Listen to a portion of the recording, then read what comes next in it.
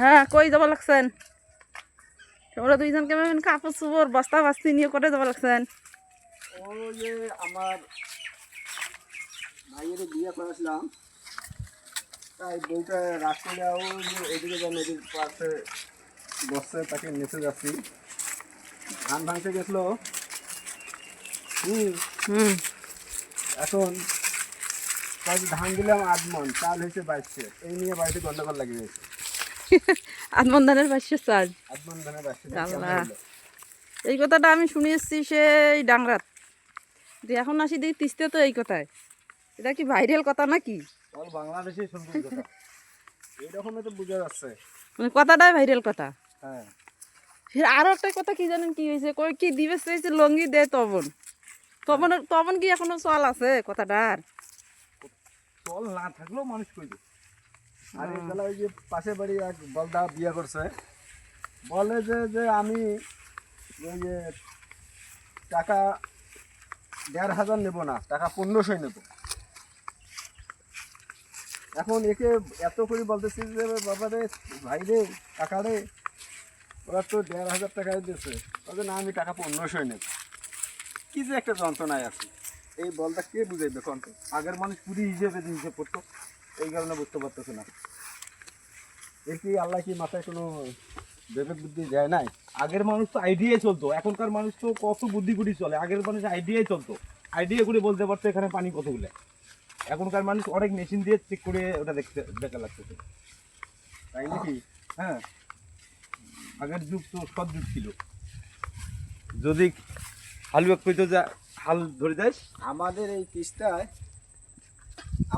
তিস্তায় এই যে টাওয়ার বসাইছে, হ্যাঁ, পাশাপাশি একটা, দুইটা, তিনটা, চারটা, ওই একটা দেখা যাচ্ছে 5টা, 6টা, ওই একটা, ওই দিকে 7টা দেখা যাচ্ছে। হ্যাঁ হ্যাঁ, হ্যাঁ। তা আমরা তখন ছোটো ছোটো, এই 7টা টাওয়ার তখন আমার বাপেরা কাম করতো। হ্যাঁ, হ্যাঁ তা ওই যে বলে যে ওরা বলতো, তো কি বলতেছো জানো? হ্যাঁ। কয় হুদি রে হুদি, কয় ডাল দিয়ে ভাত খেয়ে আসি, কয় পড়ার মাইয়ের সাথে থাকি, এরকম বলতে তো। বিভিন্ন কাহিনী করতো। হ্যাঁ, তা আমরা তো ছোটো মানুষ, তো বুঝতাম না কি রে এরা এইরকম বলে কে। এখন না বয়স না বুঝতেছি যে আসলে জোরের কাজ করতে গেলে এইরকমই বলতে হয়।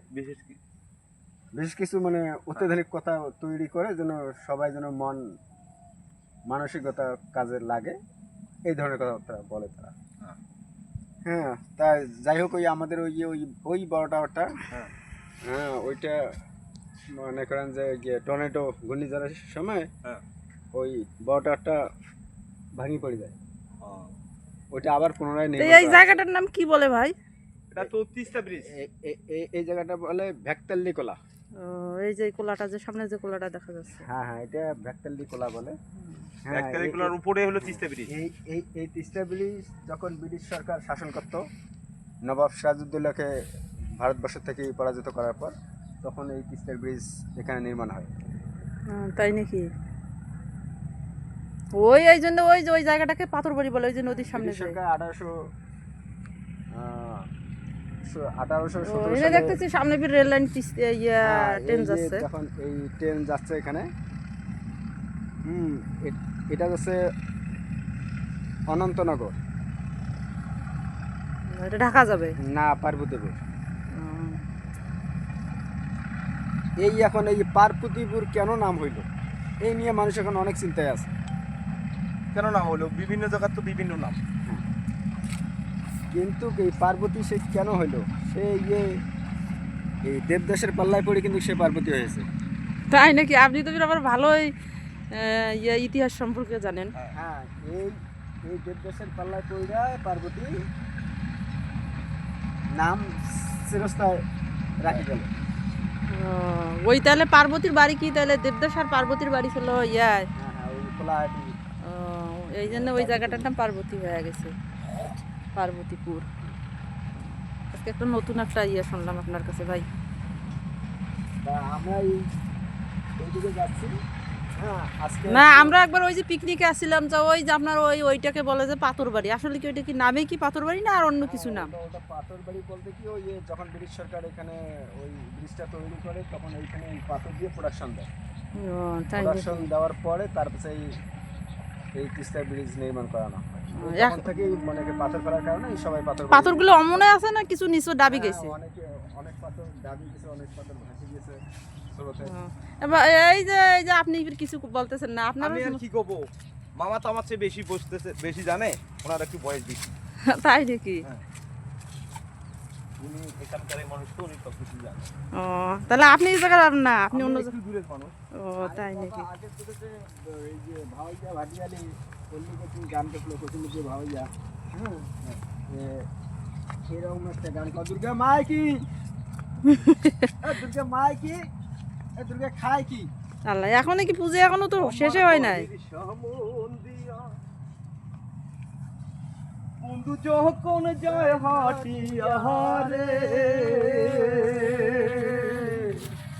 ওরে হেঁটে হেঁটে যাও গো কন্যা, হেঁটে হেঁটে যাও গো কন্যা, আমায় কেন ফিরে যাও, লাল শাড়ি পেঁদিয়া কন্যা কোন বাদেশে যাও, ওরে লাল শাড়ি কেন পেঁদিয়া কন্যা কোন বাদেশে যাও। বাহ, কত সুন্দর তো ফের গানও গাইতে পারেন। আপনার এই জায়গায় এসে আমি মুগ্ধ হইলাম। আপনাদের এই গ্রামের পরিবেশ, আপনাদের এই এলাকার মানুষগুলো। পাড়ে হইতে পাথর বাড়ি যায়, আমাদের এলাকার লোক বেশিরভাগই গান করে, এদের গান মুখের মধ্যে বেশি, এই কারণে ওরা মাছ ধরতে আসে তো নদীর পাড়ে, এই কারণে যে কোনো লোক আর কি নদীর ধারে আসলেই গান মনে পড়ে যায়। আমাদের শহরে তো এরকম কাশফুল নাই, আমরা এই যে আমি এখানে আসি আবার কাশফুল দেখতেছি, খুব ভালোই লাগতেছে। আসে শহর থেকে অনেক লোক আসে, আসার পরে দেখা যায় সন্ধ্যা হয়ে যায়, রাত হয়ে যায়, তারপরে যাওয়ার মন চায় না। আমাদের এলাকাটা এত সৌন্দর্য। আর আমাদের তো মনে করো টাউন এলাকা, তো খালি বিল্ডিং আর বিল্ডিং। এত সুন্দর তো গ্রামের পরিবেশ, এত সুন্দর দৃশ্য দেখতে পারি না। দেখার জন্য অনেকে আসে, বিভিন্ন জায়গা থেকে আসে আমাদের এলাকাটা দেখার জন্য। হ্যাঁ, আমরাও তো কলেজ থেকে অনেকেই আসি, মাঝে মাঝে আসি। হ্যাঁ, ঠিক আছে। তাই এই পাথর বাড়ির কথা আমি আর কি সবসময় আমাদের বান্ধবীদের কাছে বলি যে এই পাথর বাড়ির দৃশ্যটা, আমি একবার আসছিলাম, তো আমি আসছি 2020 সালে আসছিলাম পিকনিকে। রংপুর বিভাগের মধ্যে যে আছে তারা যদি শৌখিনদার হয়, তাহলে তিস্তা ব্রিজ বা তিস্তা নদী দেখার জন্য তারা আসছিল। একবার যায় আছে তাই বারবার আসতে চায়। হ্যাঁ, এই জন্য চিন্তা ভাবনা করছি আমি এই দিকে বিয়ে করব। না বিয়ে তো ওটা হলো ভাগ্যর লেখন, সবাই চায় যে আমি অমুকখানে বিয়ে করবো, কিন্তু সেটা হয় না। তারপরও একটা ইচ্ছা থাকে না মানুষের? ইচ্ছে থাকে, ইচ্ছে থাকে, চেষ্টা করলে উপায় হয়। এই মেয়ে মানুষ বিয়ে করলে তাকে নিজেকে খুঁজে নিতে হবে, তিস্তার ছেলে। সেটাই তো। না, আমাদের এদিকে বন্ধু আছে তো, একসাথেই রংপুর কলেজে পড়ে। রংপুরের ছেলেকে বিয়ে করবেন? না, তাই বলতেছি যে আমাদের এলাকাটা ভালো লাগে আর বিয়ে করবেন রংপুরে?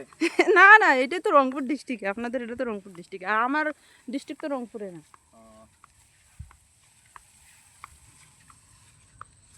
অনেকে ঢাকা থেকে এসে এগুলো দেখি যায়, দেখা যায় ওই ঢাকার লোকও এখানে আর কি কয় যে না আমরা এরকম জায়গা দেখিনি। আসলে তাই তো।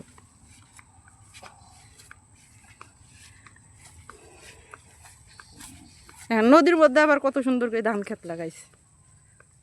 শহর থেকে ছেলে বা মেয়েরা যদি আসে, এই এলাকার লোক না থাকলে নদীতে নামা নিষেধ। কেননা নদীতে কতটুকু পানি আছে, কোথায় কতটুকু পানি আছে আমরা জানি, শহরের মানুষেরা জানে না। তা ঠিক আছে, আমরা যেমন নদীতে আসতে, নদীর যে ধার দিয়ে যাচ্ছি তাই ভয় পাচ্ছি। ব্যতিক্রমে অনেকে আবার দেখা যায় নামিয়ে অনেকজনে আবার মারাও গেছে, এমন কিছু হয়ে গেছে মানুষের জীবনে। সেটা এখন না, এখন থেকে দেখা যায় 20 বছর আগা পিছের মধ্যেই হয়ে গেছে, দুই-চারটা এরকম হয়ে গেছে। তো এই কারণে শহর থেকে যখন আসবেন তখন আর মানে নদীতে নামলে এটা দেখে শুনে নামতে হবে। আমাদের নদীতে আবার কুমির টুমির নাই। আমার এখানে খাল হয়েছে। পরে থেকে তোমার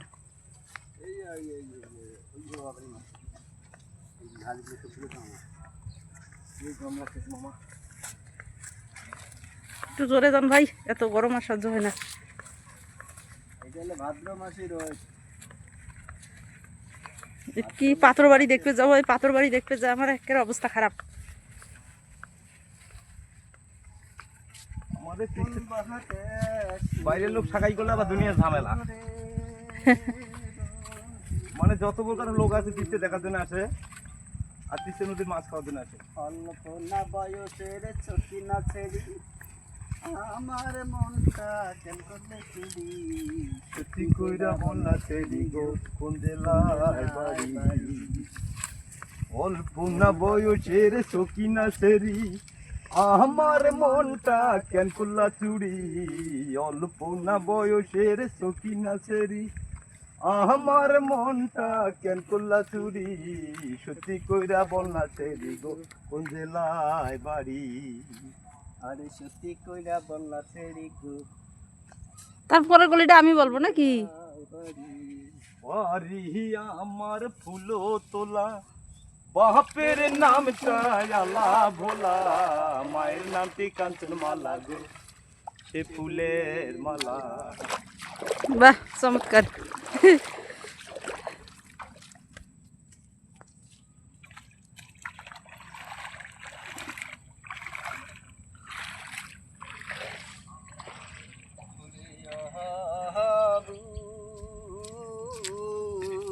কাহালে রে সোহামি কোহরিয়া রে আনছে নিবিয়া নদী দেখি গান করালো নাকি মামা? কোহরিয়া বিহিয়া এই জৈবন কালে না জান সাহারিয়া কালে করিয়া বিহিয়া জৈবন কালে না জান সাহারিয়া ঘুরে ও মোর সোহামি রে ধন তুই থাকি সোর চিরদাসী হইয়া। বাবা, এই যে পাথর বাড়ির শিমুল গাছগুলো তো অনেক আগের না, না কি ভাগ্নে? হ্যাঁ অনেক আগের এগুলা, আগের গুলো অনেকে শেষ হয়ে গেছে, বড় বড় গাছ ছিল। এই গাছগুলো আবার পাথরের উপরে তো দেখা যায় 100 বছরের অধিক হয়ে গেলে তখন মারা যায় গাছ। না, তো দেখবেন অনেক বড় বড় পাথর, পাথরের ফাঁস দিয়ে গাছ হয়েছে। এগুলা আবার কি জঙ্গল বলে এই যে গাছগুলো, এই যে খেত বাড়ির? এটা খড়ি বলে, খড়ি, খড়ির গাছ। এটা খড়ি বলে। এটা বিচি ছিঁড়ে দিলে খড়ির গাছ হয়, আর এটা এলো চুলের মধ্যেই জ্বালায় খড়ি গাছ।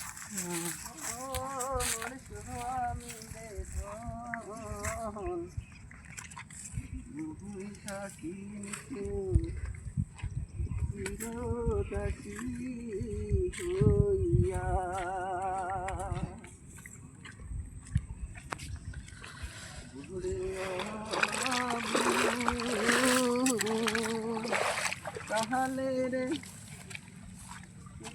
আমি এই যে যে পাথর বাড়ির কথা বললাম, এই যে সেই পাথর বাড়ির কাছে আমরা চলে যাচ্ছি। দেখেন বড় বড় পাথর। এখানে সেই ব্রিটিশ সরকার যখন এই তিস্তা ব্রিজ করবার আসছিল তখন নাকি জানি এই পাথরগুলো এইখানে দিয়ে ব্রিজের কাজ নির্মাণ করছিল। দেখেন এখানে একটা বিশাল বড় একটা গাছ, শিমুল গাছ। শিমুল গাছটা দেখেন কত বড়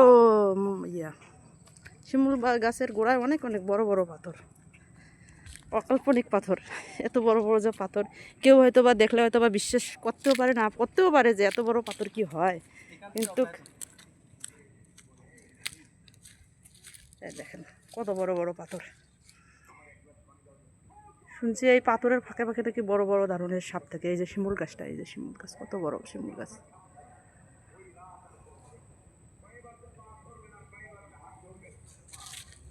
পাথরেরই রাস্তা, পাথর দিয়ে আর কি রাস্তাটা তৈরি করা হয়েছে।